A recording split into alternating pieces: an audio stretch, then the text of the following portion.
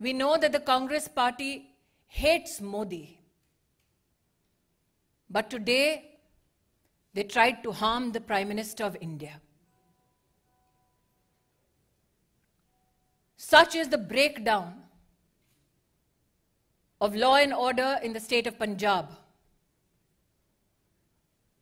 that the DGP police claims he is incapable of providing security support to the Prime Minister's office, to the Prime Minister's security detail.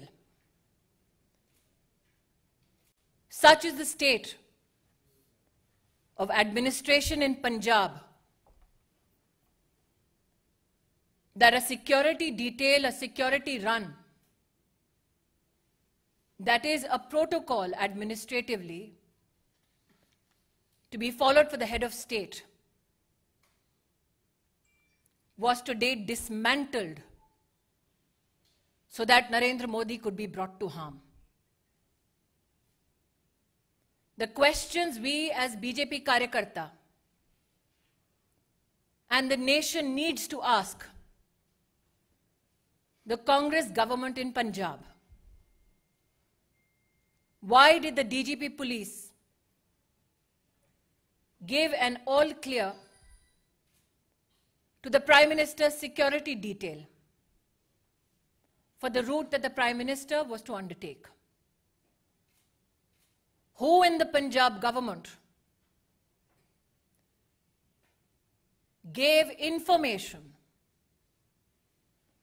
about the Prime Minister's route to individuals who planted themselves atop the flyover?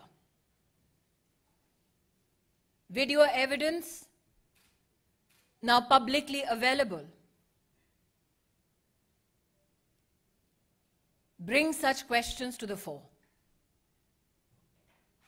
When the Prime Minister's security detail contacted Punjab Police with regards to the circumstance of the Prime Minister's cavalcade atop the flyover, where there was a 20-minute exposure and a breach of security of the Honorable Prime Minister, why did those who lead security arrangements on behalf of the state government not respond to any call or efforts to communicate to secure the Prime Minister? As Sudhanshu ji has said, these are not mere charges. This is the reality of Punjab under a Congress government. What enrages people like us even more is this: that when the Prime Minister of India had his security breached, Congress leaders erupted with joy, asking him how his Josh was. The Prime Minister, magnanimous as ever, it is reported in the media, on his way back, it seems, communicated कि जिंदा लौट रहा हूं. I would like to tell the Congress establishment, Modi became the Prime Minister of India with the blessings of the people of India. Narendra Modi went to Punjab today to dedicate projects worth 42,000 crores for the people of Punjab. When you can't answer on issues of development, this is the depths to which you will fall. The questions, I repeat: why was the Prime Minister's security detail given a false clearance of the route that the Prime Minister was to be undertaken? Why did the security detail not receive any response from the state administration when the Prime Minister's security was breached and there was an exposure in his security for 20 minutes? And why did the Congress leadership erupt with joy when the Prime Minister of your country and mine had his security breached? Planted political instrument today sought to bring harm to the office, the institution of the Prime Minister of India. We, as a political organization and citizens, would not reduce ourselves only and limit ourselves to expressing rage, to expressing anguish. We now demand answers.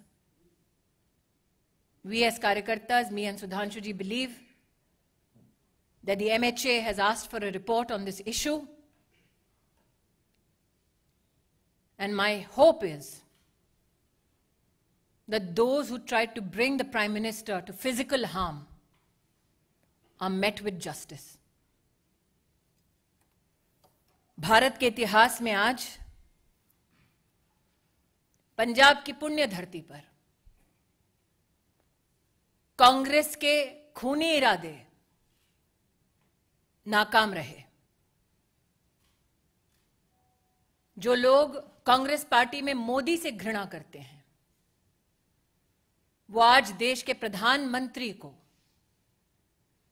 उनकी security को किस तरह से भंग किया जाए उसके लिए प्रयासरत थे।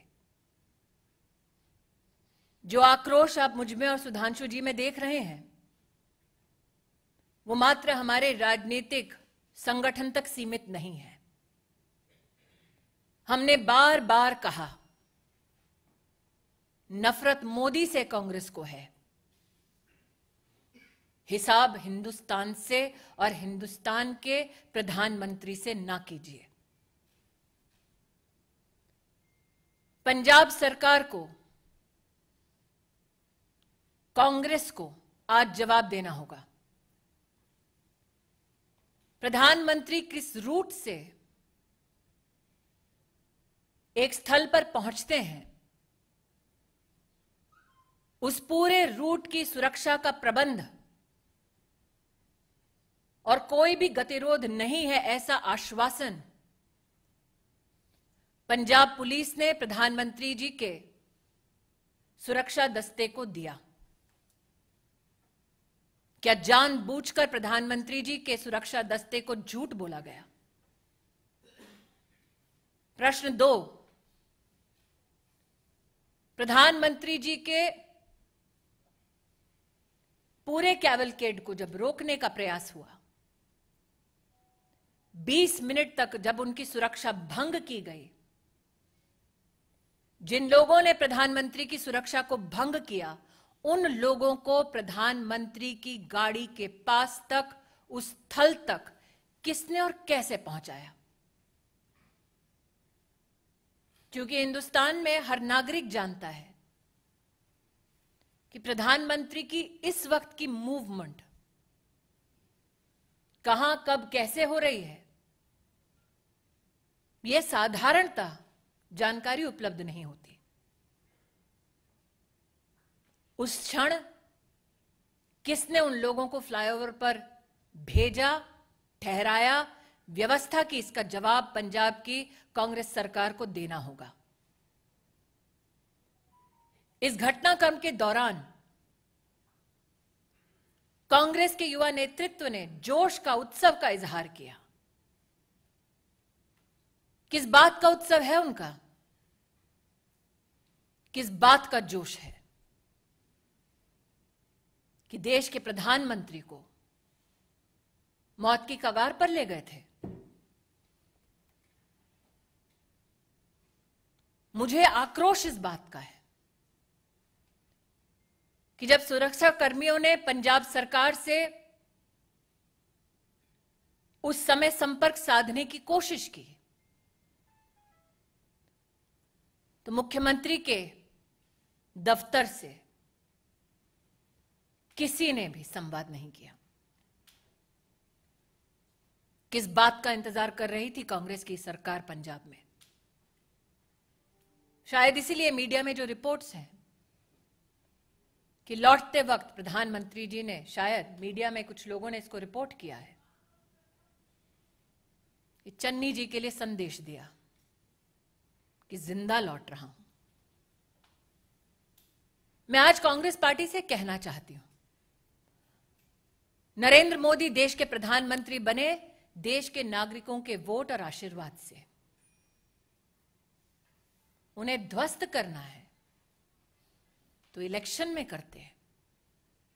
ये साजिश रचने की क्या जरूरत थी?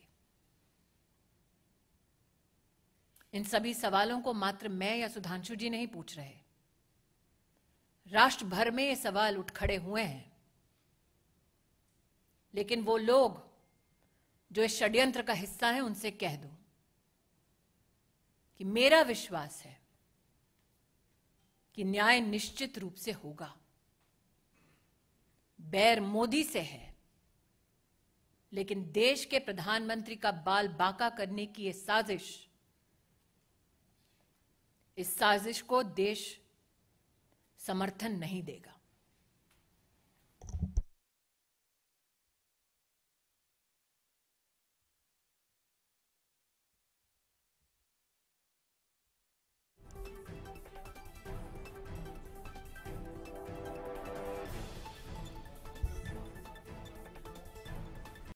नीरज जी, आप इतने वर्षों से पत्रकारिता कर रहे हैं, प्रधानमंत्री का दस्ता इस वक्त कहां है? आप इसका जवाब दे पाएंगे? ये सिर्फ सुरक्षाकर्मी, सुरक्षा बल और पुलिस जानती है। उस क्षण उस फ्लाईओवर पर लोगों को किसने पहुंचाया? दूसरा प्रश्न, प्रधानमंत्री जब निकले, प्रस्थान किया जब उन्होंने, तो पंजाब की डीजीपी ने आश्वस्त किया था कि कोई गतिरोध नहीं है। तो क्या वो झूठा आश्वासन था? जब 20 मिनट तक फ्लाईओवर पर प्रधानमंत्री की सुरक्षा भंग हुई, सुरक्षा दस्तावेज जब बार बार फोन कर रहा था, संवाद स्थापित करने की कोशिश कर रहा था, तो क्यों हाथ खड़े कर दिए पंजाब की सरकार ने? यह आकस्मिक नहीं हुआ, एक षड्यंत्र है, ऐसा व्यतीत होता है।